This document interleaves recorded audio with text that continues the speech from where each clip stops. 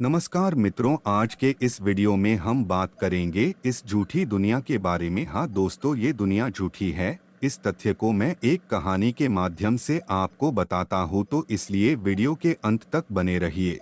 तो चलिए इस कहानी की शुरुआत करते हैं। एक समय की बात है, शिवम नाम का एक व्यक्ति एक सुनसान जगह पर कहीं खो गया। वह रास्ते की तलाश करते करते एक स्थान पर जा पहुंचा जहां लोग घोड़ा गाड़ी से एक दूसरे स्थान पर जा रहे थे। शिवम को भी अपने गांव जाना था। उसके गांव का नाम रामपुर था। उस घोड़े गाड़ी में ओझा और राम प्रताप नाम के दो ब्राह्मण थे और कुछ सुंदर कन्याएं भी मौजूद थीं।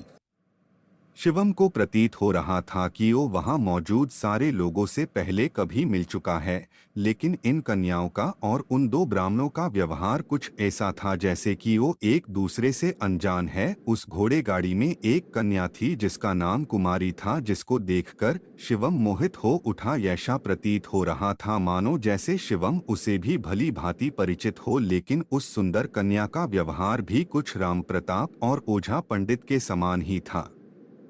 कुछ समय बाद घोड़ा गाड़ी एक स्थान पर रुका और उनमें से दो कन्याओं को उनके गंतव्य पर छोड़कर आगे निकल पड़ा। उसके पश्चात हमारी घोड़ा गाड़ी एक गुफा के पास जाके रुकी और चालक ने हमें वहां गुफा के पास उतरने को कहा और उसने हमसे पैसे भी न मांगे। उस गुफा के पास हमें एक व्यक्ति मिला जिसका नाम बाजिन था। उसने हमें एक एक झाड़ू दिया और बोला, रामपुर जिस किसी व्यक्ति को जाना है वो व्यक्ति इस झाड़ू पे बैठ जाए। शिवम और ब्राह्मण ये सुनकर दंग रह गए कि क्या विशेषता हो सकती है इस झाड़ू की, उस पर बैठने को बोल रहे हैं।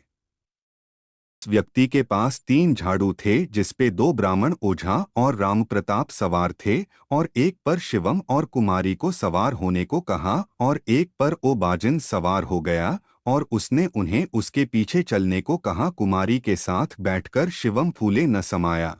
उस बाजिंद के कहने पर वो तीनों उसके पीछे चल पड़े। रास्ते का दृश्य बड़ा ही मोहक था, चारों तरफ मानो जैसे फूल बिखरे हुए हो। कुछ समय पश्चात हम एक स्थान पर जा पहुंचे जहां एक शिव मंदिर था। बाजिंद ने बताया कि वो सब अपने गंतव्य पर जा चुके हैं। वो मंदिर कुछ भूल भुलैया के समान था जहां से बाहर निकलना आसान नहीं था। उन सब ने देखा कि उनमें से दो कन्याएं जो बीच रास्ते में उतरी थी वो वहां पहले से ही मौजूद थी। ये देखकर दोनों ब्राह्मण व्यक्ति भयभीत हो उठे। कुमारी की प्रतिक्रिया कुछ ऐसी थी मानो कुछ हुआ ही नहीं। इन सारी घटनाओं को देखकर शिवम भी घबरा उठा और उसने कुमारी से पूछा कि क्या तुम्हें डर नहीं लगता। शिवम की बात सुनकर कुमारी ने बताया कि भय किस बात का, तुम जिस स्थान पर हो जगह माया द्वारा निर्मित है। यहाँ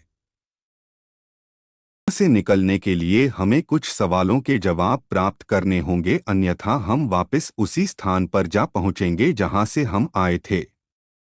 कुमारी ने बताया कि वह वहां कई बार आ चुकी है, लेकिन इस मायाजाल से वो अभी तक मुक्त नहीं हुई।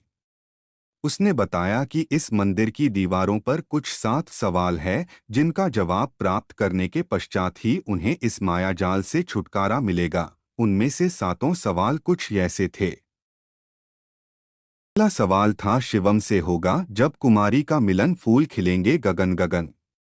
दूसरा सवाल था, एक बार देखा है बार बार देखने की हवस है। तीसरा सवाल था, सावन का महीना, पवन करे शोर, कोयल बोले मीठी वाड़ी, कुत्ता करे शोर। चौथा सवाल, झूठ बोले कौवा काटे। पांचवा सवाल, जो जैसा करेगा वो वैसा बहरेगा। छठा सवाल, तू कर्म करते जा, फल की चिंता न कर। और सातवां सवाल था, झूठी दुनिया झूठे लोग, बादल बरसे नाचे मोर। पहला सवाल पढ़ते ही भूल भुलैया खत्म हो चुका था और आसमान में फूल नजर आ रहे थे। शिवम ने बताया कि मेरा नाम शिवम है और तुम्हारा नाम कुमारी, और हम दोनों का मिलन ही इस सवाल का जवाब था। कुमारी को पता चल चुका था कि पहले सवाल का जवाब मिल चुका है और मंदिर में एक रास्ता खुला जहां से वे चारों दूसरे सवाल के लिए आगे निकल पड़े। तो मित्रों, ये दुनिया एक मायाजाल है जहां से निकलना आसान नहीं है। इन 7 सवालों के जवाब प्राप्त होने पर ही इस मायाजाल से निकला जा सकता है। दूसरे सवाल का जवाब जानने के लिए हमारे चैनल को सब्सक्राइब करना ना भूलें।